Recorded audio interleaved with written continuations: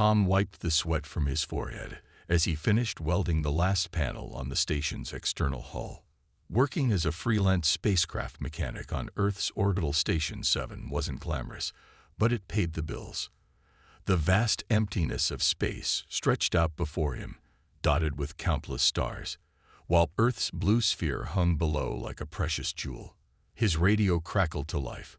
"Emergency repair request incoming, Bay 14, announced Linda, the station's traffic controller. "Unknown vessel type. Looks pretty banged up. You're the only mechanic available right now."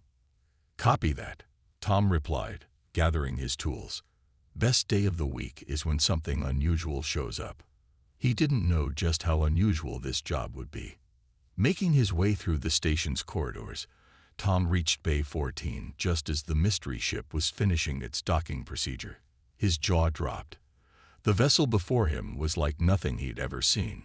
Sleek, almost organic in design, with flowing lines that seemed to defy traditional engineering principles. Its silver-blue hull gleamed despite the obvious damage to its rear section. The ship's airlock hissed open, releasing a puff of unfamiliar-smelling air. Tom's heart nearly stopped when a tall, elegant figure emerged. She, at least Tom assumed it was a she, stood about 7 feet tall, with pale blue skin that seemed to shimmer in the bay's harsh lighting. Her features were surprisingly human-like, except for the delicate patterns that swirled across her skin and the slight point to her ears. "I require assistance," she said in perfect English, though her voice had an odd musical quality to it. "My ship's quantum drive sustained damage while evading raiders in the outer rim." Tom blinked twice, trying to process what he was seeing. First contact had happened years ago, but seeing an alien up close was still rare, especially at a minor repair station like this one. "I'm Tom," he managed to say, remembering his manners. "I'm the mechanic on duty."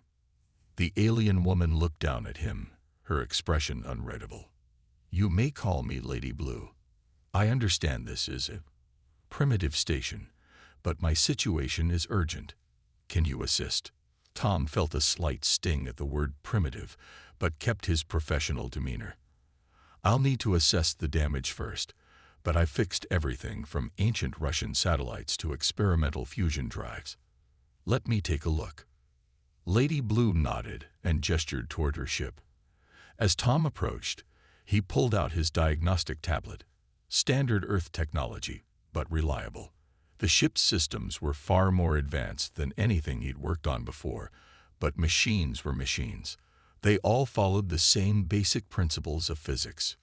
"Your diagnostic tool," Lady Blue commented, watching him work. "It's quite basic." "Basic tools fix complex problems all the time," Tom replied, not looking up from his readings. "Sometimes the simplest solution is the best one." As he worked, Tom noticed Lady Blue watching him with increasing interest. Her initial dismissive attitude seemed to shift to curiosity as he systematically worked through his diagnostic routines. "Interesting," she murmured. "Your approach is unconventional." Tom finally looked up from his tablet. "Well, the good news is I can fix your ship. The bad news is your quantum drive's containment field is severely damaged. If it had failed completely." He let the sentence hang. "You can repair a quantum drive with your level of technology." Lady Blue's tone was skeptical, but there was something else in her voice. Curiosity, perhaps. "I can fix anything mechanical if I can understand how it works," Tom said confidently. "The principles don't change just because the technology is more advanced. Give me a few hours to study your ship's systems, and I'll have a repair plan ready." Lady Blue studied him for a long moment, her iridescent eyes seeming to look right through him. Finally, she nodded. "Very well, Tom the mechanic. Show me what human ingenuity can do." Little did Tom know that this repair job would change not just his life, but the course of human history itself. 3 hours into studying Lady Blue's ship systems, Tom's earlier confidence began to waver. The quantum drive wasn't just damage.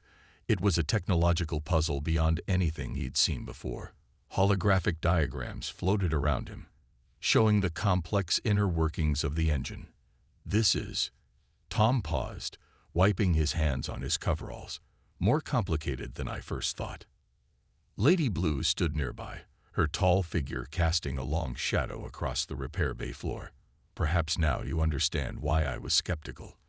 Our quantum drives are built using principles your science hasn't even discovered yet. Tom walked around the exposed engine core, his mind racing. The damage was severe, a twisted mass of exotic metals and crystalline structures that seemed to bend the light around them. His regular tools looked almost primitive next to this advanced technology. The main problem, he explained, pointing to a particularly damaged section, is that the containment field generator is cracked. Without it, the quantum reactions inside could become unstable. Correct, Lady Blue said, surprised. You understand more than I expected. Tom smiled slightly. Just because we don't have this technology doesn't mean we can't understand how it works. The basic principles are still there. Containment, energy flow, reaction control. They're just more advanced versions of what we use. He reached for his tablet, drawing up some quick calculations. The real challenge isn't understanding the problem. It's fixing it with the tools and materials we have here. Lady Blue's expression shifted to one of concern. You cannot simply replace the damaged components. Not exactly, Tom admitted, but I might have another idea. He walked over to his workbench and began pulling out various tools and materials. Lady Blue watched with growing curiosity as he laid out what looked like a bizarre collection of Earth technology. Carbon fiber sheets, superconducting wire, and several pieces of equipment that seemed far too simple to work with her advanced ship. What exactly are you planning? She asked, her musical voice carrying a note of worry. Your containment field generator uses quantum mechanics to hold the drive's energy in place, Tom explained, sketching on his tablet. We can't replicate that exactly, but we can create a similar effect, using a combination of magnetic fields and energy shielding. It won't be as efficient as your original system, but it should work well enough to get you home safely. Lady Blue studied his drawings, her iridescent eyes narrowing. This is highly unorthodox. Such a solution has never been attempted. Sometimes the best solutions are the ones nobody's tried yet, Tom said, already beginning to modify some of his equipment. The physics are sound, even if the method is different. As he worked, Tom could feel Lady Blue's skeptical gaze following his every move. He carefully began constructing his makeshift containment system, using Earth's primitive technology in ways its makers had never intended. This goes against all standard repair protocols, Lady Blue commented, watching him splice together different systems. Standard protocols won't help when you don't have standard parts, Tom replied, focused on his work. Sometimes you have to improvise. Hours passed as Tom worked, his hands steady despite the pressure. One wrong connection, one miscalculation, and the quantum drive could destabilize completely. The station's lights dimmed and brightened as he tested different power configurations. Finally, he stepped back, looking at his creation. It wasn't pretty. A combination of alien technology and human engineering that looked more like a science experiment than a proper repair. But according to his readings, it was working. It's ready for a test, he announced, turning to Lady Blue. Want to see if human ingenuity can match alien technology? Lady Blue stared at the hybrid system, her expression unreadable. If this works, she said slowly, it would challenge many of our assumptions about human capabilities. Tom grinned. Well then, let's challenge some assumptions. As he reached for the power controls, neither of them realized that this makeshift repair would do more than just fix a ship. It would bridge a technological gap that many thought impossible to cross. Tom's makeshift repair bay had transformed into a curious mix of Earth technology and alien equipment. Holographic diagrams floated in the air, while ordinary Earth tools lay scattered across his workbench. Lady Blue watched with growing interest as Tom connected a series of modified Earth devices to her ship's quantum systems. Your approach is unusual, she commented, observing as Tom carefully adjusted what looked like a modified Earth magnetic containment unit. Our engineers would never attempt to merge technologies this way. Tom wiped his hands on a rag, checking the readings on his tablet. Sometimes the best solutions aren't the obvious ones. Your quantum drive operates on advanced principles, but the basic laws of physics are still the same. He pointed to the modified containment unit. See this? It's actually a modified fusion reactor component. We use magnetic fields to contain plasma in our fusion experiments. The principle isn't that different from containing quantum energy. It's just on a different scale.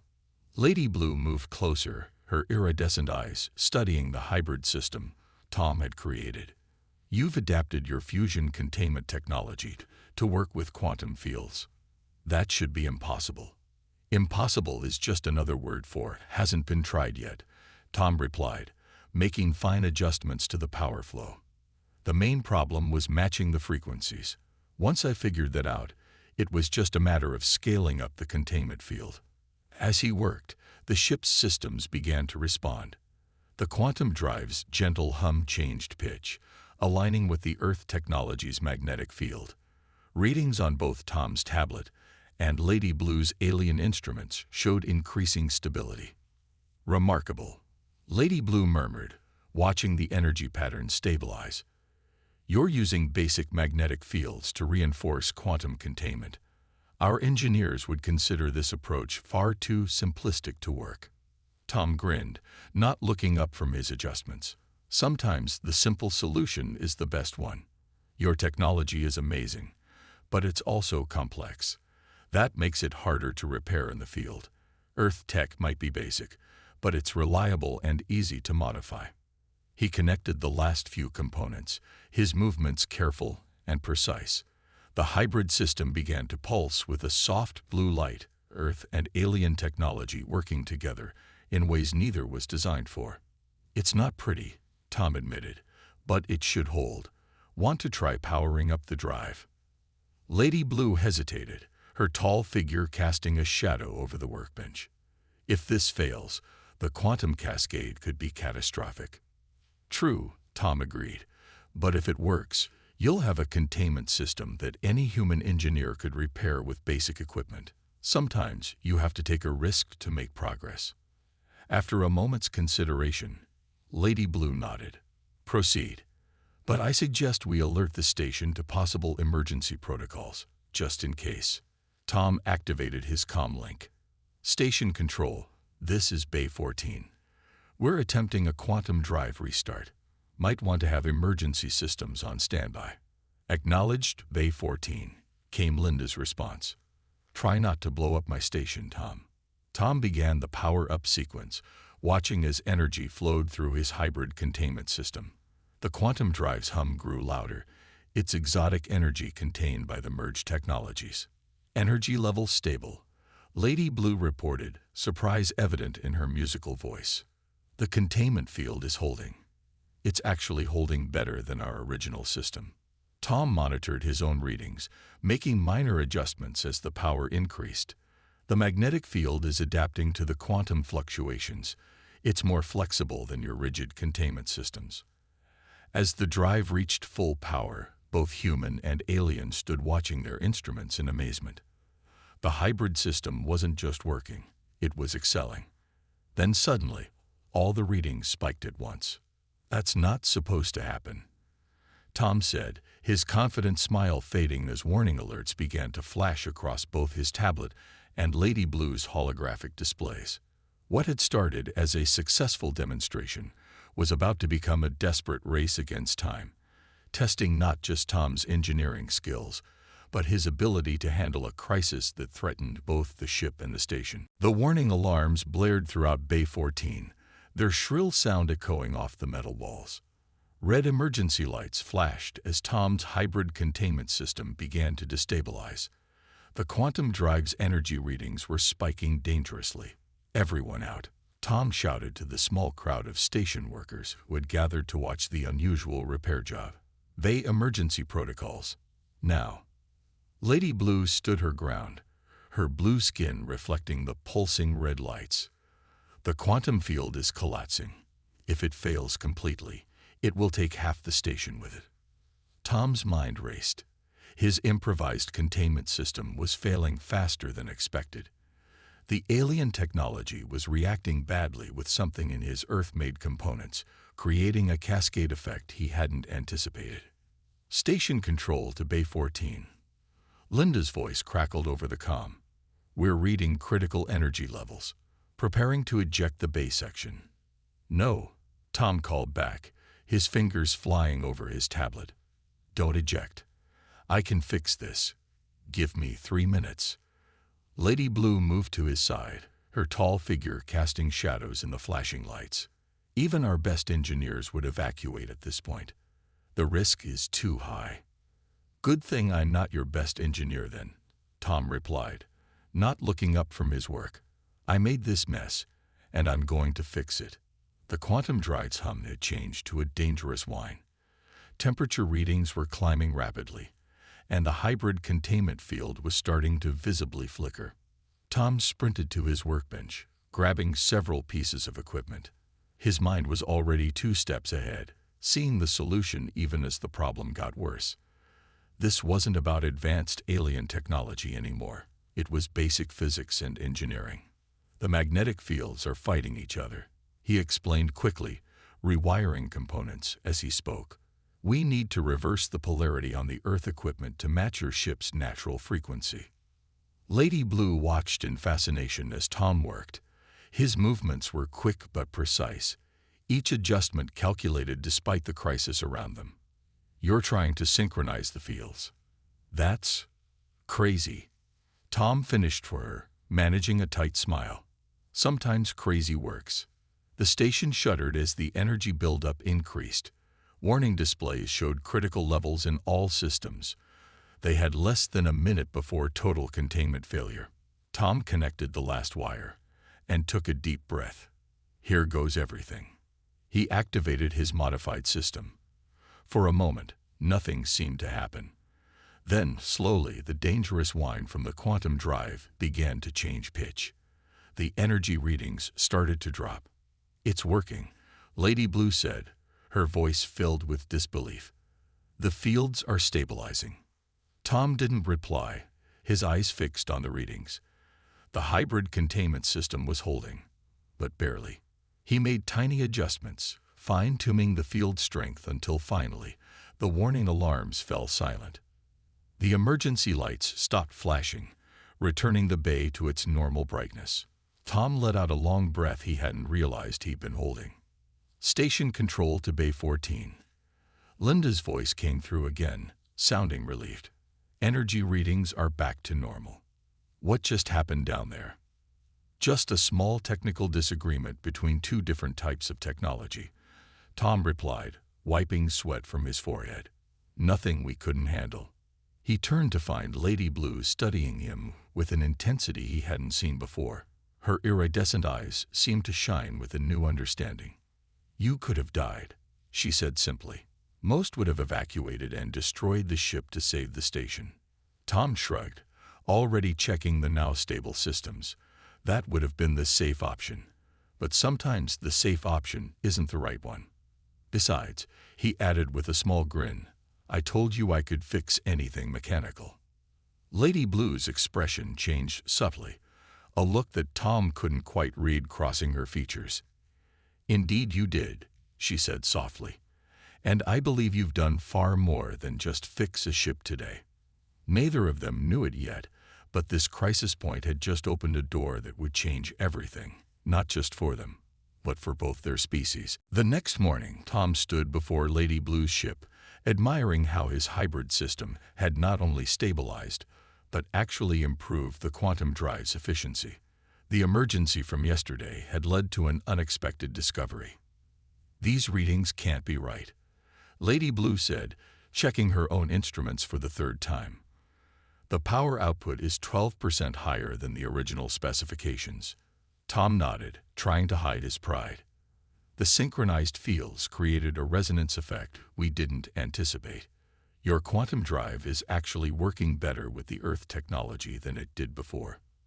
The repair bay was quiet now, The crisis of the previous day replaced by an atmosphere of focused work and growing excitement. Various monitors showed streams of data, all confirming what had seemed impossible just days ago. Human primitive technology, working in perfect harmony with advanced alien systems. "Show me exactly what you did," Lady Blue requested, her musical voice carrying a new tone of respect. Tom walked her through his modified design, explaining in simple terms how he had merged the two technologies. "It's like teaching two different languages to work together," he said, pointing to where Earth's magnetic containment field smoothly interfaced with her ship's quantum systems. "Once you find the right translation, everything just clicks." "But this shouldn't be possible," Lady Blue insisted, though her eyes shone with fascination. "Our engineers have always said that less advanced technologies would destabilize quantum field systems." Tom couldn't help but smile. Maybe they were so focused on advancing technology that they forgot sometimes the simplest solutions work best. Earth's technology might be basic, but it's robust and adaptable. As they talked, Tom made final adjustments to the system. The ship's engine hummed with a new harmony, the quantum drive's exotic energy perfectly contained by his hybrid solution. "Watch this," he said, making the small modification to the control interface. The holographic displays shifted, showing power flows in both Earth and alien formats side by side. "I've adapted your ship's controls to show both reading types. It'll make it easier for your engineers to understand how the hybrid system works." Lady Blue touched the modified controls, her long fingers moving gracefully over the interface. "You've not only repaired the ship," she said slowly, "you've created something entirely new. Something that could change how we think about technological integration." Tom shrugged modestly. "I just did what any good engineer would do, solved the problem with the tools I had available." "No," Lady Blue said firmly, turning to face him. "What you've done is prove that advancement doesn't always mean complexity. Your solution is elegant in its simplicity." She walked around the engine room, examining the modifications from every angle. "Our engineers will want to study this extensively. This could revolutionize how we approach repairs across the galaxy." Tom ran a final diagnostic scan, confirming everything was working perfectly. "The ship's ready for testing whenever you want to try it out. The containment field is stable, power output is optimal, and all systems are green." Lady Blue's expression changed subtly, something like amusement crossing her features. "Yes, I believe it is time for a test. But first," she paused, seeming to make a decision. "There's something you should know about this ship, and about me." Tom looked up from his tablet, curious about her tone. "What do you mean?" "This repair job was more than just fixing a damaged ship," she said, her iridescent eyes meeting his. "What you've done here, it's going to change everything." As Lady Blue prepared to reveal the truth, Tom had no idea that his innovative repair work had just opened a door to possibilities that neither humans nor aliens had ever imagined possible. His simple, practical solution was about to reshape the future of interstellar engineering. "I am not just any ship owner, Tom," Lady Blue said, her tall figure suddenly seeming even more imposing in the engine room's light. "I am the head engineer of the Galactic Engineering Guild." Tom froze, his tablet nearly slipping from his hands. The Galactic Engineering Guild. Even on Earth, they'd heard rumors about this legendary organization that controlled and advanced technology throughout known space. "This ship," she continued, gesturing to the hybrid system he'd created, "was never truly damaged by raiders. The damage was carefully engineered, a test we've been conducting at various repair stations across multiple species territories." Tom's mind raced as the pieces fell into place. The surprisingly convenient damage, her careful observation of his work, her detailed questions about his methods. It all made sense now. "So this was all just an experiment?" he asked, trying to keep his voice steady. Lady Blue's expression softened. "The test was real, Tom. The challenge was genuine. We needed to see how different species would approach complex problems with limited resources. But what you did," She touched the hybrid containment system with an almost reverent gesture. This exceeded our wildest expectations. She walked to the ship's main console and waved her hand. A large holographic display appeared in the center of the engine room, showing hundreds of repair attempts across the galaxy. Most engineers, she explained, either refused to help, claiming the technology was beyond their capabilities, or they tried to replicate our advanced systems with inferior copies. You were the first to create something entirely new, a perfect bridge between technologies. Tom watched as the display showed his repair work, breaking down the innovative ways he merged Earth and alien technology. "I just did what made sense," he said simply. "Exactly." Lady Blue's musical voice carried genuine excitement. "You didn't let preconceptions about technological advancement limit your thinking. Instead of trying to match our level of technology, you found a way to make your primitive tools work in harmony with our advanced systems." She turned to face him directly. "The Guild has been watching Earth for some time. Your species' rapid technological advancement is impressive, but what interested us more was your innovative approach to problem solving. We needed proof that humans could think beyond conventional technological boundaries, and my repair work provided that proof," Tom asked, beginning to understand the magnitude of what was happening. "More than proof," Lady Blue replied. "You've shown us a completely new way of thinking about technological integration. Your hybrid system. It could revolutionize repair work across the galaxy. Sometimes the most advanced solution isn't the best one." She touched another control, and a new hologram appeared, an official-looking document with both alien and Earth scripts. "The Galactic Engineering Guild would like to offer Earth membership," she announced formally. "With you, Tom, as humanity's first representative." Tom stared at the document, his heart pounding. "Me? But I'm just a station mechanic." Lady Blue's expression was warm. "You are an engineer who solved an impossible problem by thinking differently. That's exactly what the Guild needs. Your perspective, your innovative approach, these could help advance technology throughout the galaxy in ways we never considered." She gestured to his hybrid system again. "This repair job proved that humanity has something unique to offer the galactic community. Your primitive technology, combined with your creative problem-solving abilities, could bridge gaps we never thought possible." Tom looked around the engine room at the seamless merger of Earth and alien technology he created. What he'd thought was just a challenging repair job had turned out to be humanity's doorway to the stars. "So," Lady Blue said, her iridescent eyes twinkling with what looked suspiciously like humor, "shall we discuss your new position with the Guild?" As Tom prepared to answer, he realized that fixing this ship hadn't just been about proving human ingenuity. It had been about showing that sometimes the best way forward was to bridge the gap between the old and the new, the simple and the advanced, the Earth and the stars. 6 months after the fateful repair job, Tom stood in the main hall of the Galactic Engineering Guild's headquarters, hardly believing how much his life had changed. The massive crystal building floated in space, its transparent walls offering stunning views of 3 different galaxies swirling in the distance. "Ready for your presentation?" Lady Blue asked, appearing beside him. She now wore the formal robes of the Guild's head engineer, though her friendly demeanor toward Tom hadn't changed. "As ready as I'll ever be," Tom replied, adjusting his own Guild uniform, specially designed to fit human proportions. Before him, the Great Hall was filling with engineers from hundreds of different species, all gathering for the first intergalactic engineering conference to be held on Earth next month.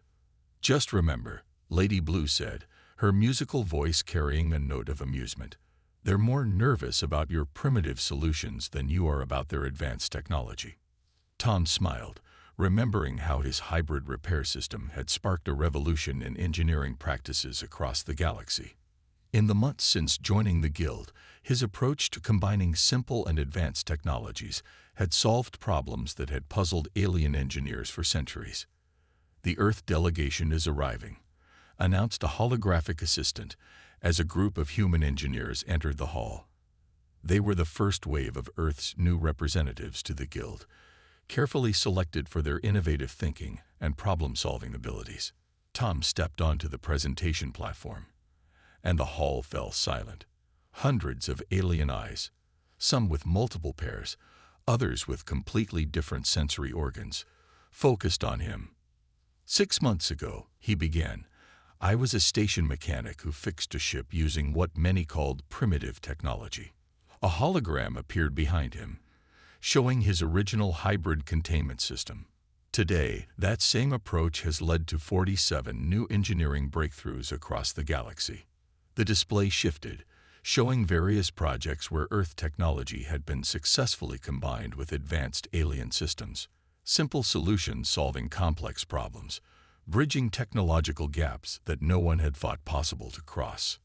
Humanity doesn't just bring new technology to the galaxy, Tom continued, his voice confident. We bring a new way of thinking. Sometimes the best solution isn't the most advanced one. It's the one that works. Lady Blue stepped forward, joining him on the platform. Thanks to Tom's insights, the Guild has established the first Human Innovation Division. Earth will host our next major conference, where engineers from across the galaxy will learn about humanity's unique problem-solving approaches.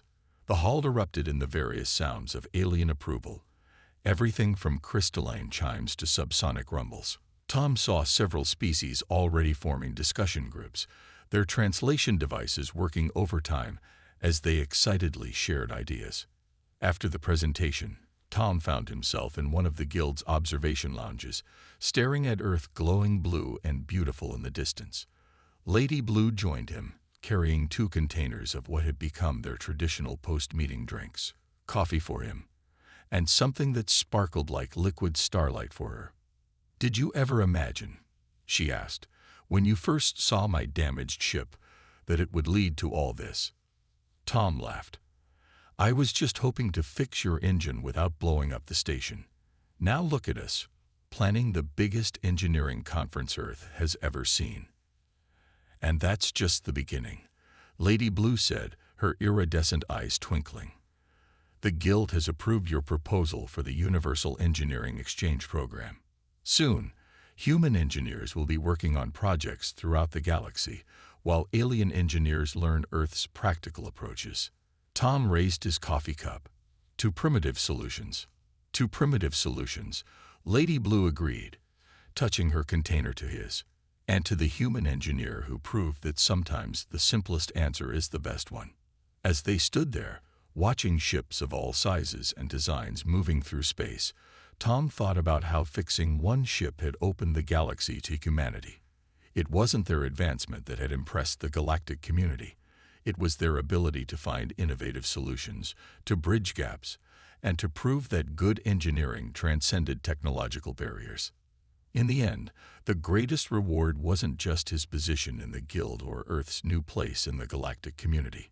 It was the proof that humanity's greatest strength wasn't in their technology, but in their way of thinking about it.